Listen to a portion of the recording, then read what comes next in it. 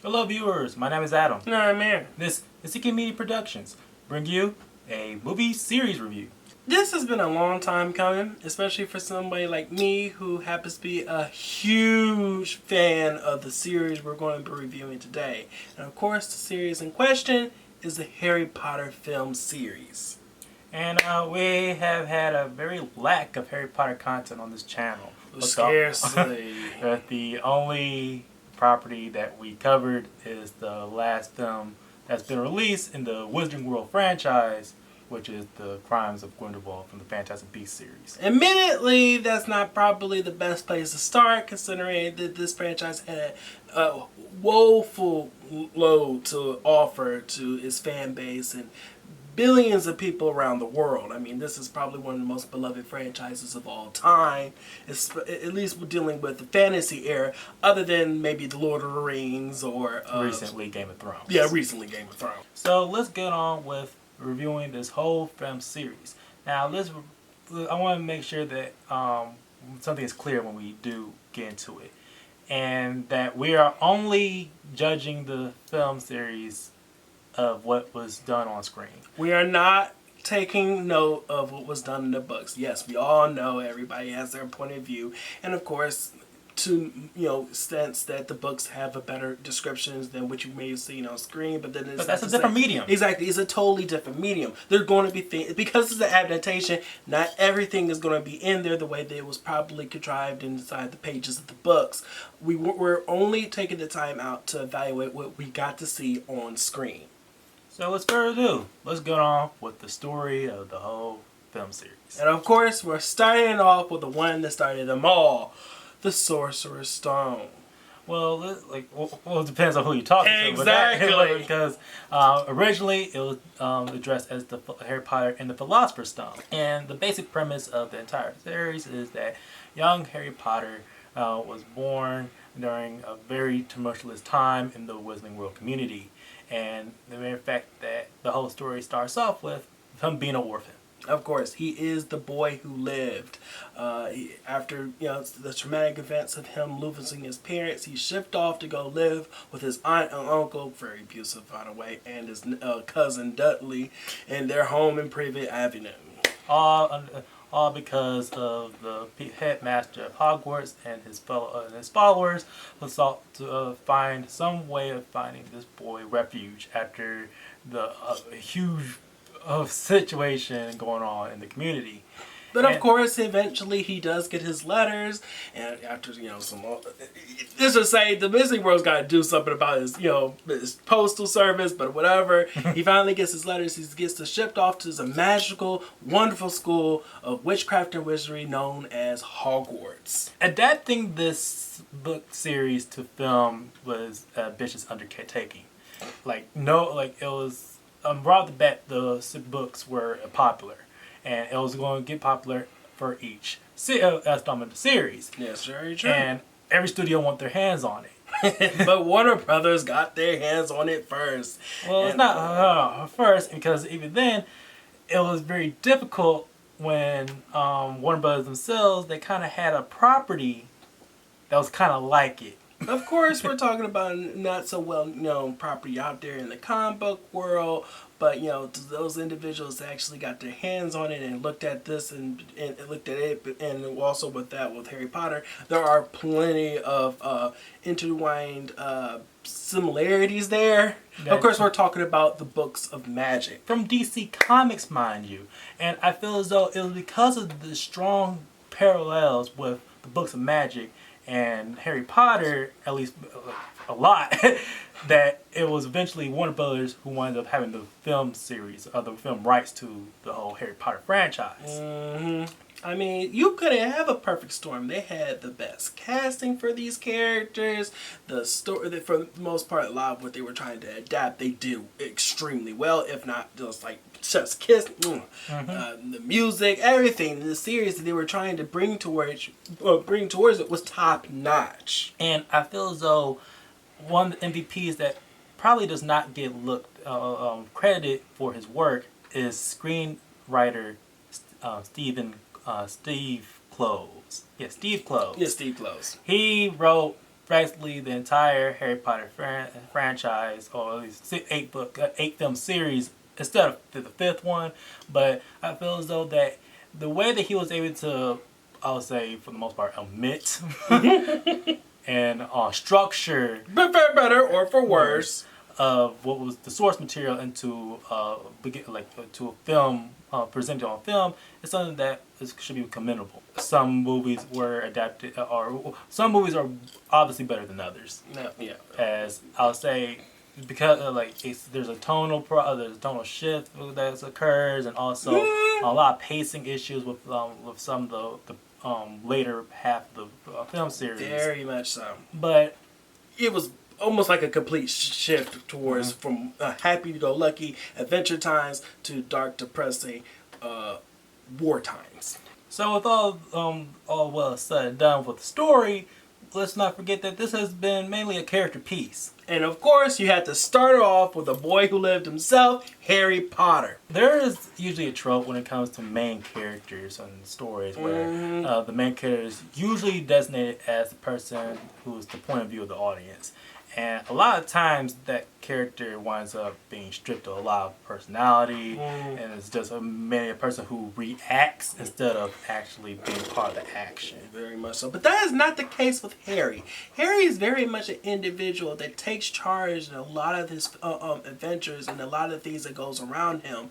But there's also a unique aspect to him that he's not an individual that lets it all goes to his head. This is a character, a male character at that is not afraid to let others into his thinkings and his personal beliefs and thoughts and feelings. This is a character that is very much in touch with his sensitive emotional well-being, and that is just something was so cool and amazing to experience with a particular character such as Harry. And the performance from Dan Radcliffe from each of these films, is clearly, we literally it's a tired statement, but you grew up with not him, but the rest of the young cast among them. And from 3 and 4 and so forth, you actually do see a strong maturity in his acting. Rest of the cast, we have Ron, and the cast of characters is Ron and the other Weasleys.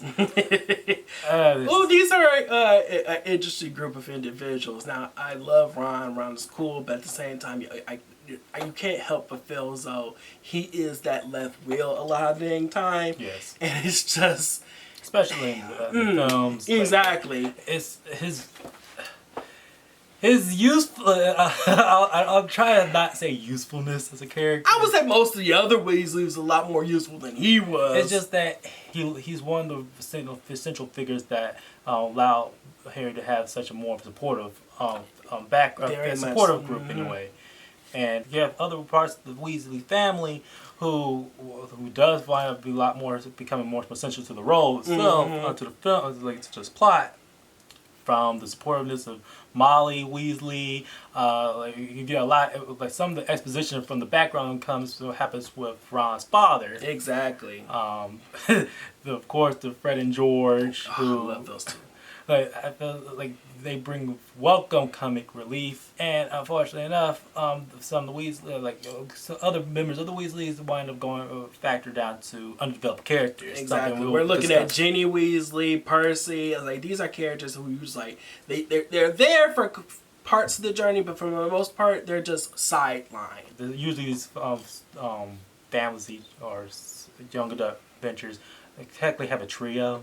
And the member of the trio who is essentially the most important figure of them all is Hermione Granger. I love Emma Watson's portrayal of this character. She was so cool. She was just literally she is the real MVP of this trio. There was basically nothing that Harry or Ron could do that honestly did not require Hermione in the mix, or at least somehow being able to contribute something that would have helped them progress even further along the journey. Let's just say a lot of things that happened along this franchise would not be the same without her. Other members of the Harry Potter cast is, of course, Dumbledore, who winds up being a very complex individual. That is to say the least. I mean, Dumbledore, let's just say, one half, I love him. He's so cool. But on the other half, you can't just help but think that this is just probably one of the most narcissistic and Ooh. There's a lot to be said. And from the screen adaptation of his character, from the original actor who portrayed him as being the traditional wise old man wizard person, At least within the first two parts, and then transferred to who does a complete reboot of the character, despite the fact that everybody else, the most majority of the cast, stay the same. Develops Dumbledore to this very much more eccentrically complex individual with like lots of thinking, emotions underneath, and who always have that, who adds on to that mysterious aspect to the there character. are just so many doors and levels and that's going on with this particular individual is no joke. I mean, Hogwarts was not large enough to contain the secrets this man kept. And part of the main secrets is mainly due to the main antagonist of the series, Voldemort and his many Death Eaters. Now, this was a deliciously intriguing character, to say the least. And to say that Voldemort ranks among cinema's greatest villains is an understatement in itself. You felt his presence from the first movie all the way to the last. There was just, Voldemort was there. And the actor, Ralph Fiennes, was able to portray the Perfect casting. To a degree of multiple forms of pathos, but also eccentricity. Like he was like the flip coin of Dumbledore in some response. Flip coin both Dumbledore and the flip coin of Harry. Yes. But we can't forget about Severus Snape, probably one of my favorite characters in this entire series in general. Okay, Alan Rickman. Clearly, like knowing behind the scenes, he was in the know of the character. Hence why I feel as though most probably another actor who probably didn't feel as though who didn't know the character's backstory going forward probably would never taken to task, but it's Alan Rickman, and of course, him playing Severus Snape and how complex he is just out there. Wow. He could have been the typical bullyish teacher that most people, most school shows or films kind of do. Now, mind you, we don't see these moments up until the later half of the series, and to that regard, either like for a good portion of the first half of the film series is kind of like underdeveloped up until that point. Exactly. But thankfully enough, the actor stuck to it until the very end and gave off developed one of the best characters ever. Before we just start discussing undeveloped characters, I would like to say one underrated villain in the Harry Potter franchise is Dolores Umbridge. You loved to hate her.